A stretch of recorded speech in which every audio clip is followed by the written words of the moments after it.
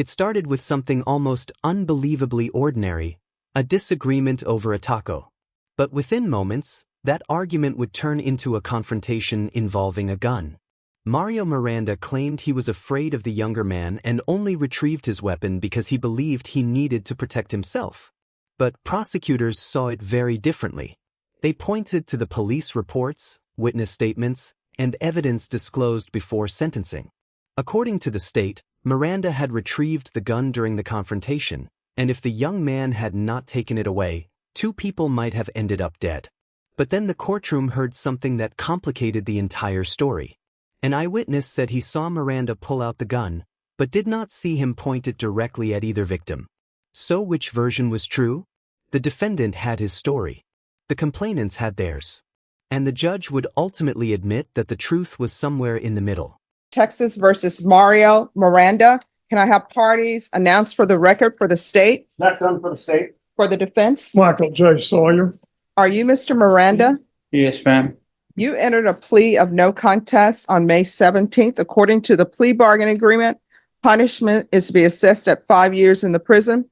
The state opposes your application. There's an affirmative finding of family violence. There's to be no contact with the complainants. Have both parties had a chance to review the PSI report, state? Yes, Your Honor. Defense? Yes, Your Honor. Any objections to the PSI report, defense? Just one discrepancy in an account, and we have a copy of that report that was filled out by SAPD Patrolman Torres. State has given a copy of that report this morning. And does the court have a copy of that in their possession as part of the PSI? Yes, I have a copy of the PSI.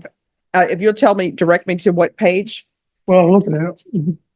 Judge, look at that report. No worries.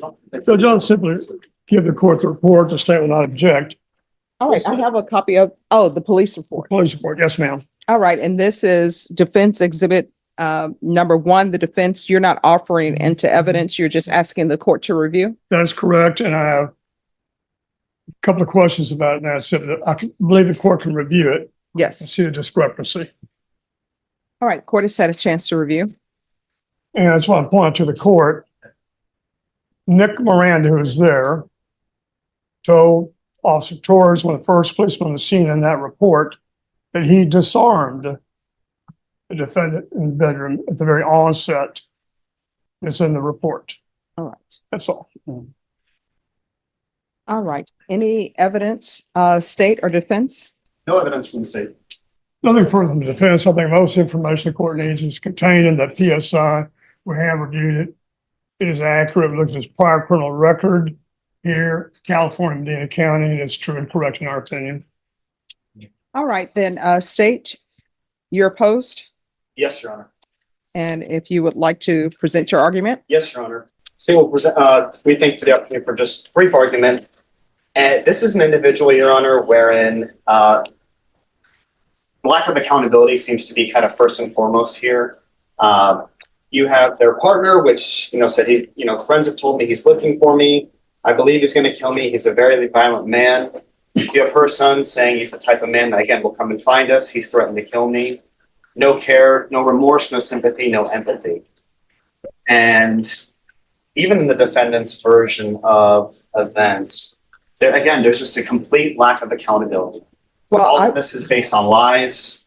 I don't want probation, but I don't want to go to prison. So not only is there no accepting of consequences, there's no actual acceptance of what's underlying. And again, I think you have 2 complainants wherein the version of events, as is noted in the stipulations that the court has reviewed, and it is noted in the PSI, it started over something pretty benign. And I think that's what bothers the state the most. This was over a disagreement involving a taco. And then after that discussion, defendant has his version, but through pre-trials and all the discovery given to defense and the police reports and the other evidence that was disclosed over the defense, a pretty clear version of events is that if the young man had not taken this individual's gun away, 2 people might be dead. And so given their complete lack of disregard or complete lack of regard and a disregard for human life and for consequences, that is in summation, the state's opposition to probation in this case, Your Honor. All right, so here's my question. And if you could raise your right hand for me, please. Do you solemnly swear and affirm the testimony you give will be the truth and nothing but the truth, so help you God? Yes, ma'am. All right, you can lower your hand, state your name for the record. Mario Miranda. All right. So, are you currently living in Bear County? Yes, ma'am. Who do I you have live my with? home now. Pardon me, ma'am? Who lives with you? Just me and my girlfriend and my oldest son. All right. So, how do you know the people who were involved in this? How do I know? She was my ex-wife and divorced in '93, and that was her other son that she had while we were married. Was my son. And well, she had the audacity to go have that son under my insurance, under my hospital from the VA. All right. So, here's the thing, you know, mother's baby, father's baby, but that's all on you because you allowed that to happen. All you had to do was a DNA test. So, we're past the point of you're trying to seek sympathy for the court because you've been paying for a son who's biologically not your son. I'm trying to figure out who were all the people who were in the home and were you all living together when this happened? Yes, ma'am. I have my two sons and her son and her, and nobody was paying except for me. Nobody was what? Paying, for nothing. All right, then you should have put people out. They're all adults. Yep, exactly. I should have put them out. All But right. I had compassion for especially her, because she was renting an apartment with my oldest son, and they lost the apartment. They got evicted, and she was supposed to have heart surgery. She hasn't had heart surgery since then. It was all a lie, I think. All right, and what is this about a taco? Well, State the says whole is it, thing happened. We were having a yard sale, and she was there with her sister, and she said, "There's nothing for breakfast." I said, well, "Okay, fine. I'll go to HEB and get this stuff." But she said, "Well, I'll cook for all of us." Well, it turned out she cooked for everybody else except for me. And I said, "Thank you for the taco." That's all I said. And then she started at me, and then all of a sudden, I got her son on me. And he got up like he threatened me and said, "You owe this and that, and vulgar language. I'll do this to you right now." And he's a weightlifter in MMA. See, and that's what I was afraid of, that he was going to get me. So I went to my room. I got my gun, and I was going to leave the house. I was going to holster my weapon, Mhm. and I was going to leave, but I still had a license to carry and everything, and I was able to defend myself that way. I couldn't fight with a young man like that. And I was gonna leave the house, but then as I was going out, after the weapon was taken away from me and everything, then he assaulted me in the kitchen. And when the officers came, she right away, my ex-wife, right? She right away started saying he was pointing the gun at me and my son, and it was only him. I mean, my other son was there, and he's the one that took my weapon away from me. And that was taking it out of the pouch. And as soon as I got out of the pouch, he had the gun in his hand. So there was no assault there. And she lied, for the longest time. She's been trying to get my money out of the VA also, saying that she's my common law wife. And in all the report that she makes, my husband. I'm not her husband. Divorced her back in '93. Okay. All right. Any questions? Would it surprise you that the version of events, again, this was all disclosed to counsel, that the complainant, the young man, said that the actual version of the account is that you got home angry, and that you were yelling at Maria, and they said, "Lay off her." And you said, "Well, don't tell me nothing because I'll put a bullet in your head if you don't shut up." Oh, Does it surprise you that that's the account that was given to the state? That's a question. He's asking a question. He wants you to answer it. The question is, does that surprise you that that's the version or the account that was given to the state? I didn't know about that. Okay. That's why I didn't know nothing about that. My second question is, if you were so intent on leaving, right, so the door to the outside where the garage sale was happening, Yes. was right next to the kitchen where the stove was. But Right. instead, you chose to walk all the way down the hall past 3 bedrooms to the last one on the left to then retrieve your gun. Isn't that correct? No. The gun was in the last bedroom. That was my bedroom. Correct. The gun is in the last bedroom on the left. Yes or no? Yes, he went there. Yes. Right. He followed me from the dining area to the room, and so did she. And then my other son, middle son, Nick, he's the one when I was taking out the weapon that he took it away from me then. So if Nick hadn't taken the gun away from you after you threatened 2 people multiple times to shoot them in the head, do you think No. they would be dead had he not taken the gun away? No, sir. I never made any kind of threat. No further questions, Your Honor. All right. So I will tell you both. This is what I'm reading in the police report, and this is a witness.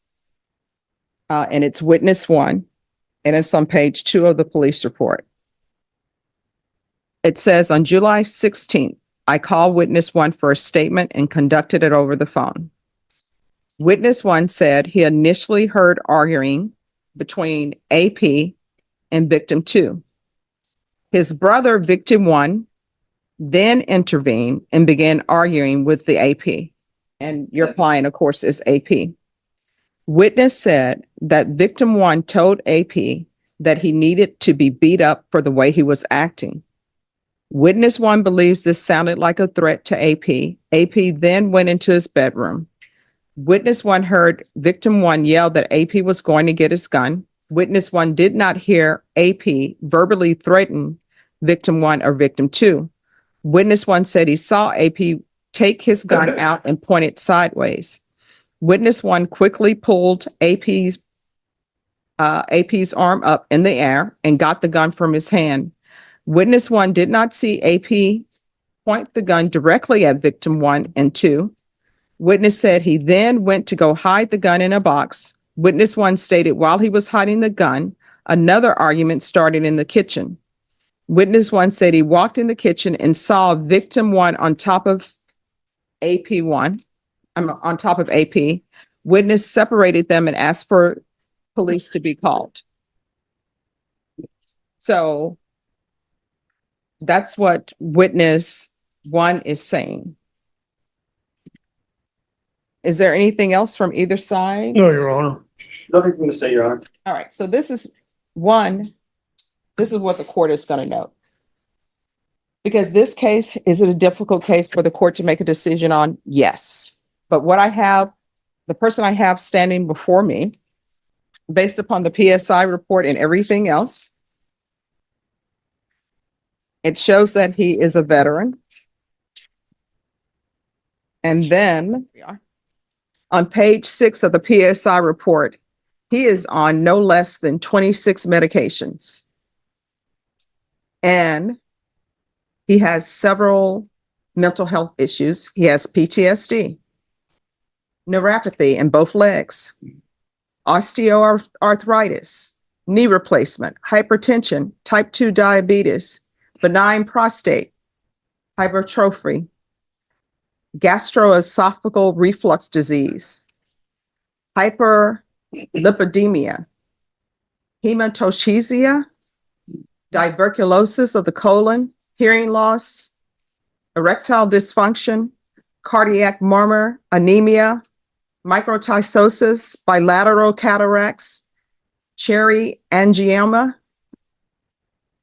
polymyalgia, rheumatica, hemorrhoids, depressive disorder, psychotic disorder. And then they have him on 26 medications. And what I'm reviewing in the police report, I understand that the charge is aggravated assault with a deadly weapon. I understand that the defendant has entered a plea to aggravated assault with a deadly weapon.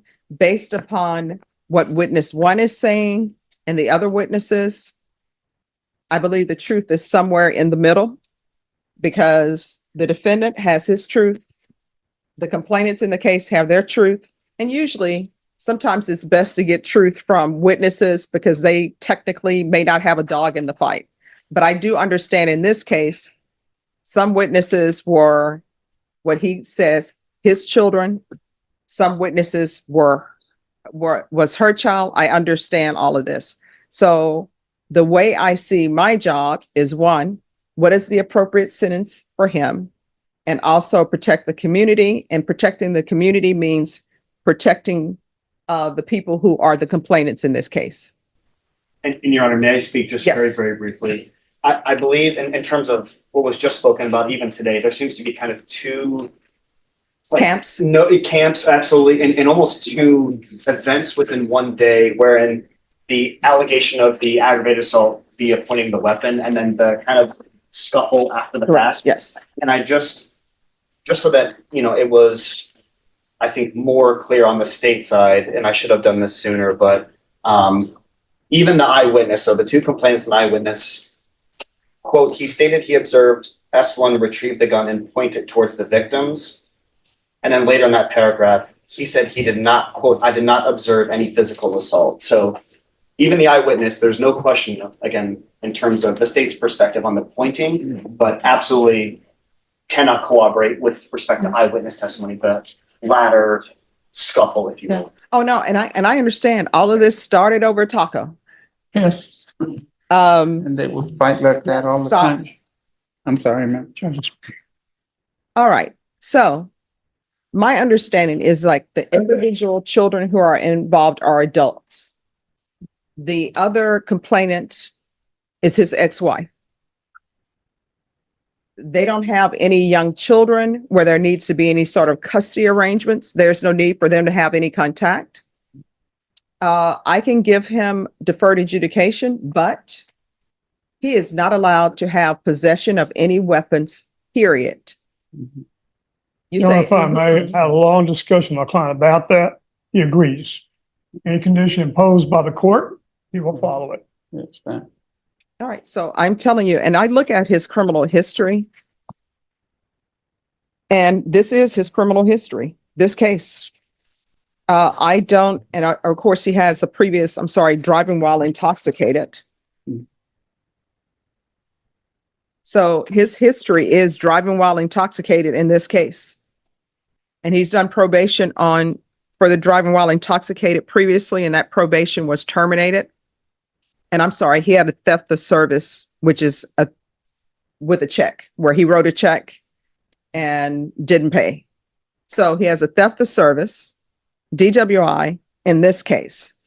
And in this case, what I'm viewing is number one, all of these grown adults who are living in the home, in his home, who shouldn't even be there. Get a job, go live somewhere else if you don't like the rules. I understand this was an issue over a taco. You have the issue of the taco compounded by their having a garage sale, and garage sales never go the way people expect it. They always think they're going to make a lot of money. You pay for your permit and then you make maybe $2.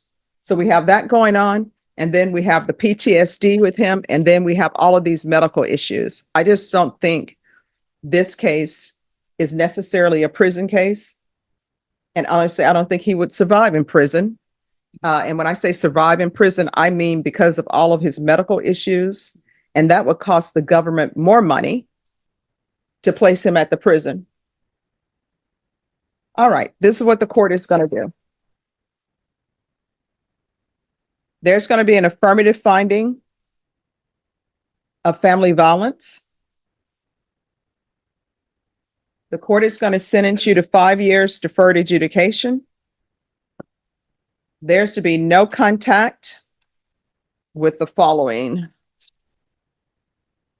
There's to be no contact with Jonathan Garcia and Maria Garcia.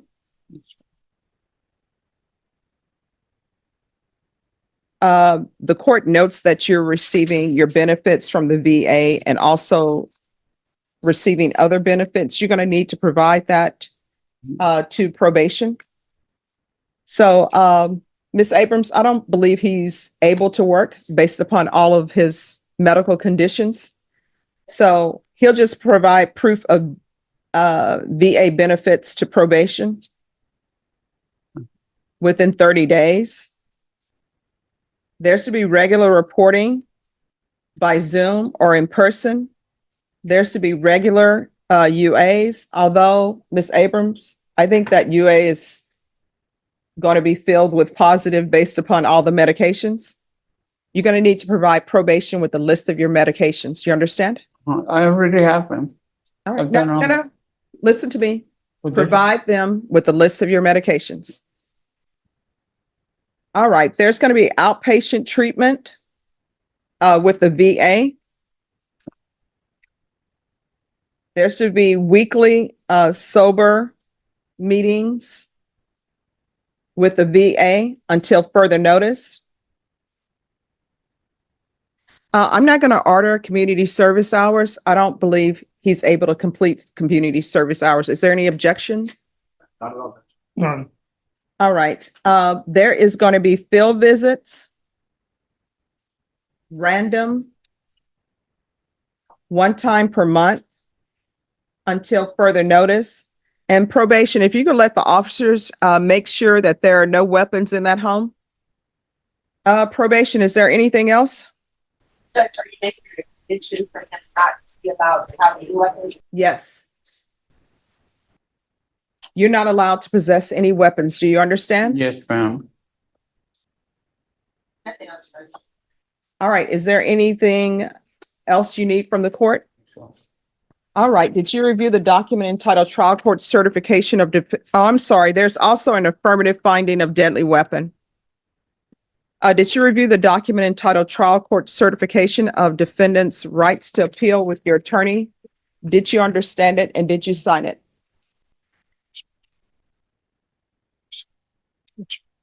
Did you review that and sign that? Yes, ma'am. All right, because this is a plea bargain agreement, because I followed your plea bargain agreement, and because you waived your right to appeal, you do not have the court's permission to appeal. Do you understand? Yes, ma'am. Because this is an affirmative finding of family violence, you're not allowed to own or possess any weapons or ammunition. If you have a question over what a weapon or ammunition is, you'll need to speak to an attorney. Do you understand? Yes, ma'am. All right, we can go off the record. Mr. Miranda, here's the thing. If you cannot get along with people, you shouldn't let people live with you.